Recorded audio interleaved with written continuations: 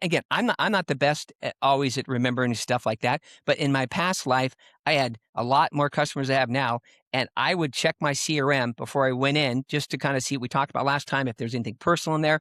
And I had customer after customer going saying, "You have the best memory of anybody I've ever known." I did not. A CRM automates your memory. So yeah, like I was talking about, it's continued customer education. It's just most of your customers don't know everything you do. And again, when you first sign them up, you know, again, if you have 10 different products and services you have, they don't know. And then plus you might add some down the road, but either way, I've found, just like I mentioned, that, international company, 500% growth. And the strategy I used was I would just take a look at a list of hospitals and big companies here in the area, and they didn't order very much from us, and we just asked for a 15-minute call to give them kind of the last 2 years in 15 minutes, and I'll bring you some fun stuff. And they would let me come in, and then I have a coupon book, and I'd be flipping through the coupon book, and they'd be going, "When did you guys start doing that?" 2 years ago.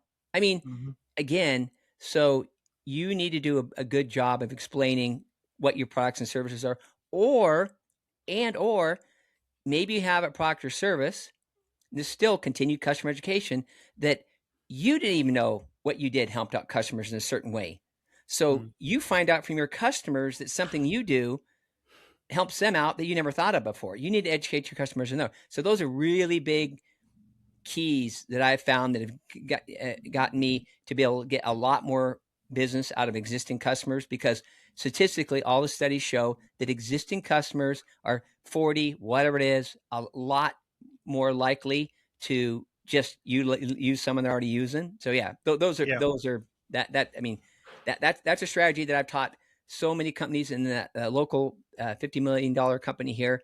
That Mhm. he said that was his biggest thing. He just wasn't doing a good job of explaining how things have changed on codes and zoning and how they're handling it and new processes they do. And he said that it just really just build his reputation up more, because he's already an expert, but he's even going deeper of explaining how other customers have kind of told him his products and services help, or their team products and services help people. Yep. I like that a lot because, yeah, like you said, the second sale is always way easier than the first sale. Way easier. Yep. Yeah. I just, I one of my old clients, we worked together years ago when I was doing a totally different thing, Yep. and she came back to me. She's like, "Hey, I need your help with your new service." I was like, "All right, let's go." So yeah, Yeah. So but I think, yeah. So a lot of my stuff again is just stuff over the years that I found are, and there's so much to be focused on. But hmm again, we need to say whatever we're doing is right. Uh, uh, Customer generating activities are customer retaining activities, and you can put hmm expansion there too. But those are some things that people need to kind of worry about. Um, and then how do you manage all that stuff with a good CRM, and making sure that you note stuff with the CRMs and stuff, and follow up. Like I said, you automate your memory. Again, if someone tells you to call them back in a month, you have to put it in your CRM, or you're going to forget it. And so, yeah, I think a lot of people overcomplicate the sales a lot of times. And so I'll yep, let me kind of recap on some stuff. So, um, if you're a business yourself, I think the strategic customer cycle, there's 7 stages: retaining, qualifying, prospecting, converting, fulfilling, supporting, expanding. Where are you strong? Where are you weak? That's how you build your game plan. That's what's not going to change. Where's AI going to help me with all this stuff? Right. And then within here, you're going to be focused on what areas get me the most new customers. Well, it's not supporting, right? So maybe you need to automate some of your supporting, or outsource part of your right when you spend most of your time talking to customers. So what are you talking to customers, prospective customers, and customers? Um, and then, as I mentioned, use your the CRM, that's all that, and then the power of referral partners. yeah, That is just crucial. And then also they can be both, but also sometimes even cross marketing partners. that the power of that, because they're going to send you customers that with problems you can most likely handle or have handled in the past to you. It's like, Mm-hmm. that's just brilliant. And then use, uh, you know, your favorite LLM and ask them to give me 25 great referral partners, 25 great cross market partners to see if you, and again, a lot of them, you're either not going to think they're right or they're weird or you already know them. But your goal is to see if you can find one or two new referral partners and cross market partners you hadn't thought of to reach Mm-hmm. out to. Yep.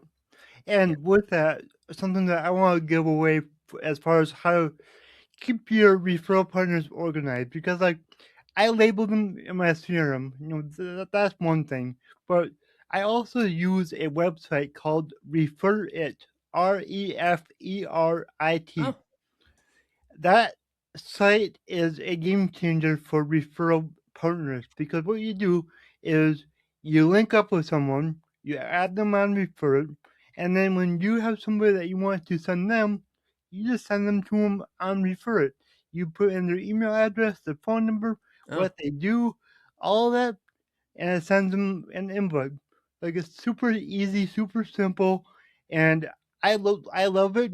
We've been using it for a while now, and it's helped a ton. that's And awesome. the one of the guys that kind of helped promote it, he didn't build it, but he helped promote it, and he has courses on how to be a good referral partner, all of that. He's just phenomenal at what he does. So yeah, like referral partners are a game changer in any business. Yeah. And again, I just bring that because when because I talk to a lot of my customers and they just don't leverage them enough, or they Yep. have a couple. They have a couple. I'm like, could you use some more? Well, yeah. Mhm. Well, why don't you go get some more? you Right? know. Yep. And that's what I need to do, especially after talking to you today. It's like I already knew how game changing referral partners is, but I'm sitting here thinking I'm not doing enough for my current referral partners and my future ones. So I need to get more. Yeah, I'm old school. Put them in your CRM, but at the same time, sometimes visuals are good. So stick them Hmm. on your wall. You know what I mean? Yep. So you can kind of, like make sure you don't lose track of who your best referral partners are. Yeah. They're. I always say good referral partners are a cheat code. Because again, Yep. the like on my napkin, the old way, what do you got to prospect, you got to find them, and Hmm. you got to build up relationships. All that takes so much time. Yeah. And the cheat code is your referral partner sending you somebody that they've talked really good about you, Hmm. and yeah, and that you can help them out. I don't know about you, but I prefer it when I meet with someone the first time and we close and they become a client and we help them out. Like Yeah, rather than cold calls, meeting, yeah, meeting, and then they finally close. I like the first close, you know. yeah, yeah. Yep. Yeah, like I said, yeah, I always prefer if you can to get a meeting with them first. And like And one thing that like we do in our company when we have a meeting with someone, we're not pushy on the sales. We look to educate them on what we do, yep, and then we usually tell them how to do it themselves. But yep, doing it yourself is like more overwhelming usually. To like you do all of that. So yeah, that's what needs to be done. And then like, well, yeah. okay, I'm gonna tell you about something called the lily pad technique. And what it is you're leveraging the already there and relationships. So I'll give you one of in my first book I talk about. So I had this hospital I was helping out. So the HR department, they needed some more HR manuals, and they screwed up, and it was a rush order. So our delivery guy, I delivered him myself. So her name was Michelle. Scott, you're a lifesaver again. How can I ever thank you? Hey, I've been trying to get into your marketing person. Is there any way you can introduce me to the marketing person as a good guy that helps you? Of course, she walks me down the hallway, knocks on her door, and goes, "Scott's our lifesaver. You need to use him." I've been trying to get into her for months. Mm-hmm. So that's like a lily pad. So I was already there. I'm building my relationship from an existing customer.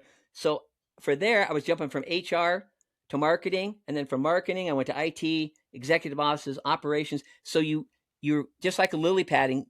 You're already there, or you're close to there. So then the Mm-hmm. other one was the same technique, and this is out of my book. Where is it at? It's black and white. Is I can't find it. So just imagine. Oh, here it is. Just imagine. Okay, right here. So now I am. I taught this to two of my team members. So when I worked for the attorney, we had an anesthesiologist that was a customer, and I would go by there once a month and drop off money.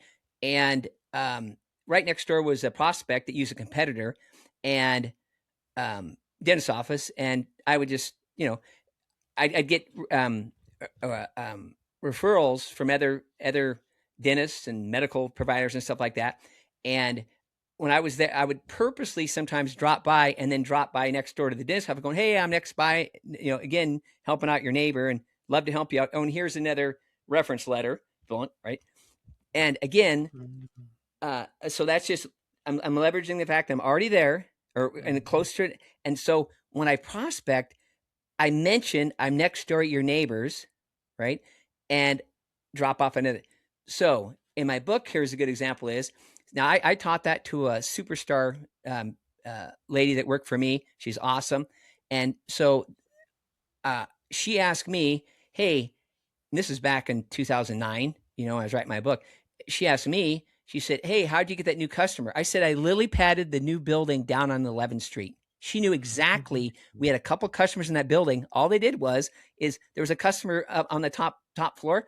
I would just go up there and say, hey, I was stopping by two of your neighbors, and I'd love to help you out too. So that's Mm-hmm. that's the lily pad technique, and I tell you, it works really well if done correctly and you're doing it honestly. But that's so I'm teaching all those kind of strategies and stuff like that to Mm-hmm. take again. So that once like I taught Terry that lily pad technique. Oh, I lily padded the building next door. I mean, I knew right away the strategy she used. Yep, that's amazing. I like that technique a lot. Thank you for sharing that a lot. This episode is sponsored by A Topic AI for Opportunity. A Topic is an AI powered opportunity discovery platform, and the best word that I can describe it is ChatGPT. But instead of giving you information, it gives you real people you should be connecting with. Whether you're looking for clients, partners, investors, job prospects, or high intent leads, Topic makes it simple. You just type what you're looking for, and the AI thinks through thousands of signals, and then surfaces verified prospects with context, not random lists. It even helps you follow up, nurture conversations, and track your pipeline. What I love about Atopic and why I'm excited to have them as a sponsor is that they're solving the biggest problem in business growth, finding the right people at the right time. If you haven't yet, go to atopic.com and try it. It's one of the smartest tools out there for people trying to grow their business. I'll just let you handle it. Like, okay, good. you know? Yeah. See, again, you're not selling, you're solving. It's all Exactly. it's all about verbiage. It's in a Yeah. brain, And It, telling it, them how to solve the problem themselves yeah. and telling them how we can solve it for them. Yeah, I love a lot. That's a lot of people do that, and which I like it. You go, hey, a lot of this stuff you can do yourself, Mm-hmm. and but it, some people do go themselves, but then some, or and Mm-hmm. then but sometimes somebody goes, wow, that's a lot. You do all Yeah. that for me for that amount of money? I think I'd just rather use you. But I like the approach of just saying, hey, I'll teach you how to do it. Yeah. Like we've had, I know one person that I can think of right now. She booked a meeting with us because she's seen our social media post about what we do. And we got on a call. And she was like, it's not in my budget right now. But at the end of the call, because we told her like step by step like what she could do for herself to be successful on social media. But at the end of the call, she was like, okay, I'm gonna give it a whirl. I think it was about 2 weeks later she called back and became a client. So, It's yep, like, eh, I'm gonna let Nick and his team do it. yep. So yeah, but yeah, I love what you do. I love how you simplified sales for us today. Um, Everybody needs to go out and get your books. I know I am. I can't wait to read that because I know there's a lot of gold nuggets in there. And for the listeners, how can they work with you, and where can they find your books? Well, like Amazon, everything's on Amazon, Yeah, that's So what I get my figured. books on Amazon. Put Scott Marker. The first one is "Let's Get It On." That's how that John McCarthy used to say to UFC, "Let's get it on." So Mm-hmm. that's where that title came from. Let's get it on. Realistic strategies for winning. Realistic in the real parentheses. Realistic strategies. Now that one is 2009, so but it's a lot of this. I still teach out of it. A lot of the sales strategies out of that one. And Mm-hmm. my latest book, Broken, that the first book's a lot more tactical, like things where my Broken is more kind of a go to market book. Like now it talks about um and we won't go to, but what's wrong with sales and how to make sales better, right? So that's a big piece of it. And Yeah. but the rest of it is how can you get the whole team roll in the same direction? And I tell you, it's a lot of common sense. I'll give you one thing. If you have a company and it's a certain size, you have marketing and you have sales and customer service. Okay, and your marketing people are making marketing material and they've never been on a sales call with you. How can they make content if they've never been on a prospect call before? Mm. Or or in a meeting with customer service and they're complaining about what's wrong with your product or saying what's so great about your product. So that's one of many things which everybody knows, but it's not. I don't blame marketing. I don't blame customer service. I don't blame sales. I blame leadership. The Mm-hmm. owner or the CEO needs to take responsibility. If there's not um, alignment, it's a CEO's problem. It's a culture thing. You have to have everybody with similar goals, row in the same direction, and all of them um, being actually talking to customers, not actually with, Yeah. pretend. Anyway, so that's really what the two big differences on the book. And the You best way know, to reach out to me is I'm speaking in my profile, but I have this shirt on and I have a hat on, and it's Scott Marker, and yeah, and so and it'll say on my in the back it'll say Scott. That's the best way to reach out to me. If anybody, and again, just mention you heard me on Nick's podcast, and I'll connect with anybody. And I love talking about sales, done the right way. I just love talking about sales. I want to thank you for bringing up the fact that the people marketing the company should be on a sales call so they know how it is. And You have as someone that owns a marketing agency, I'm like, okay, every customer I have now, I'm gonna reach out to them. But hey, I want to get on a sales call with you. you get I think that's gold. yeah Yeah. because and then this is kind of marketing speak, but there's top of the funnel and there's the bottom of the funnel, right? Hmm. And the top of the funnel, a lot of times you're just trying to get interest and stuff like that. That's why salespeople, I used to create my own marketing material because marketing, when I read it, I went, that's not, I hear my customers say what their challenges are. It has nothing. It's because they're at the top of the funnel. The Hmm. bottom of the funnel is the conversations that in the trenches that, and again, that's where the big gap over the years has been between the two teams is because salespeople and customer service too. And because now salespeople can also learn from customer service, right? Hmm. Because customer service can say, hey, we're so great and everything like that. Well, customer service can say, hey, you didn't explain this very good, or even marketing, right? So this is what I always say is a good way to do an audit in your company is if you have a marketing company and sales. So marketing might be first reaching out to the customer, then they talk to a salesperson maybe, and then they end up getting onboarded and going with customer service. You need to talk to customer service and say, how well did they understand what we do? Hmm. Or was it a big pie in the sky that marketing said, or did sales trying to meet their quarterly goals to so they don't get fired or win a Tesla? made up stuff that they shouldn't do. So that's where the communication is so important for the. And again, why are we doing this? Customer centric. Mm-hmm. It's what's best for the customer, not what's best for my commission. Not what my commission. It's what's best for the customer. What's best for the customer is everybody be rowing together. And to do that, we have to talk to prospective customers on their challenges and existing customers to be able to truly understand their challenges and how to be able to communicate it to other people. I'll give you one other little tip here. Okay, Okay. I've done this for years and years, and now other people are mentioning it, but not the way I do it. So I always say, if you have a new prospect, this kind of B2B stuff, like for example, I used to when I worked for the attorney, we did a bunch of dentist offices. Okay, so I'm going into a dentist office, and most of the time I was referred in by another dentist. So that's a referral partner, right? Huge Mm-hmm. thing right away. But what would I do? I would sometimes, especially if the dentist was burned by the other company that was a competitor to us or wasn't happy with them or whatever, right? They're going to have their cards really close to their chest. So they're not going to say, "Oh yeah, here's all the problems I have," and just tell you everything right away the first time they meet you. You got to build trust up. So what do I do? Is I have a saying, right? Turn every product into a service, every service into a solution, every solution into customer success stories with Mm-hmm. outcomes.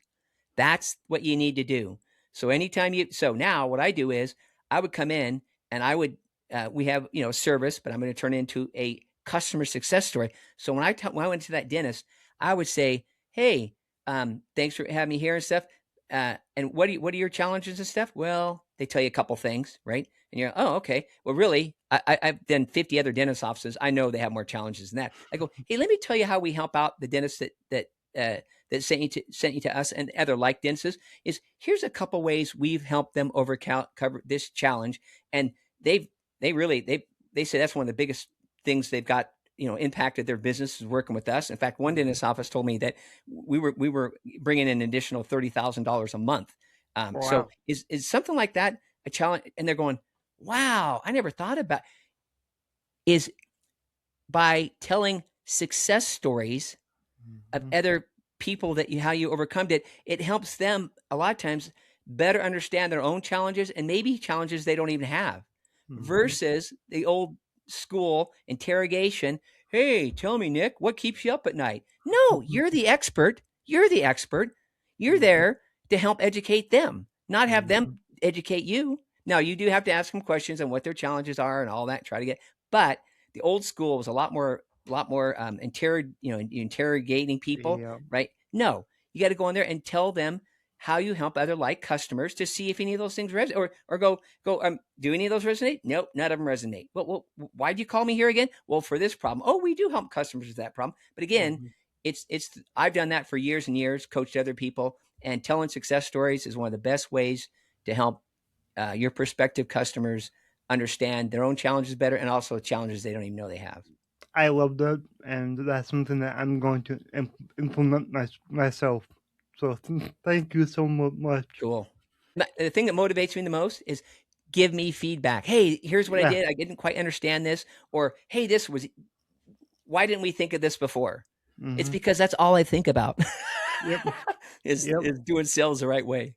Solving, not Awesome. selling. Sweet. So yeah, this has been phenomenal for me, my company, my life. The viewers out there, I know they're going to take a lot away from this, and just you're a rock star because you take sales, something that I was taught is a complicated thing, and you simplify it. And KISS principle, keep it simple, Scott. yep, yep. So yeah, thank you so much. And my last question, which is my slogan is "Your abilities are infinite." What does that mean to you?